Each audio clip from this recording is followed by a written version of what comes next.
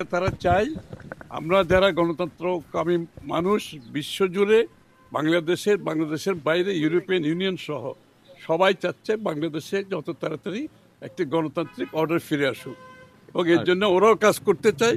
আমাদের সকলে মিলে এই কাজটা যত তাড়াতাড়ি সম্পন্ন করতে পারি দেশের জন্য মঙ্গল, গণতন্ত্রের জন্য। আমরা বাংলাদেশের উন্নয়ন, বাংলাদেশের গণতন্ত্র পুনঃপ্রতিষ্ঠা, এই দুই ক্ষেত্রেই ইউরোপিয়ান ইউনিয়নের সহযোগিতা পেয়েছি আমরা সবসময়।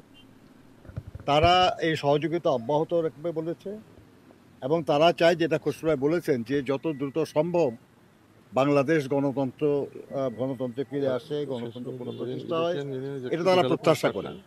আমরা তাদেরকে গণতন্ত্র সুসংহতকরণের সহযোগিতার পাশাপাশি বাংলাদেশে বাণিজ্য ক্ষেত্রে ইউরোপিয়ান ইউনিয়নের সহযোগিতা আরো বৃদ্ধি পাবে, এটা আমরা তাদেরকে অনুরোধ করেছি। তারা সেটা তারা সম্মতি জানিয়েছে, আগ্রহ প্রকাশ করেছে।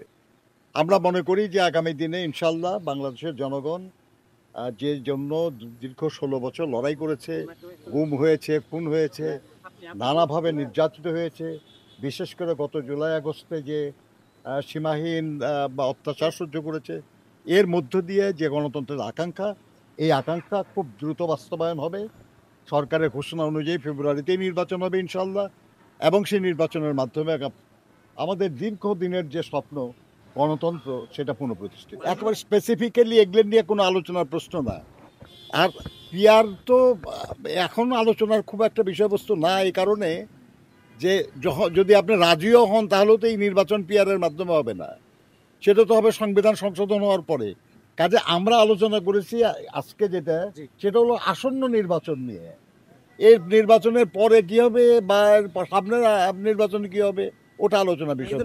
এটা আলোচনা যে হয়েছে এবং আলোচনার মধ্যে এটা ওরা অনুধাবন করতে পারছে যে পিআর যদি কেউ চায়ও, সেটা তো আগামীতে জনগণের ম্যান্ডেট নিয়ে সংসদে এসে পাস করতে হবে, জনগণের ম্যান্ডেট নিতে হবে।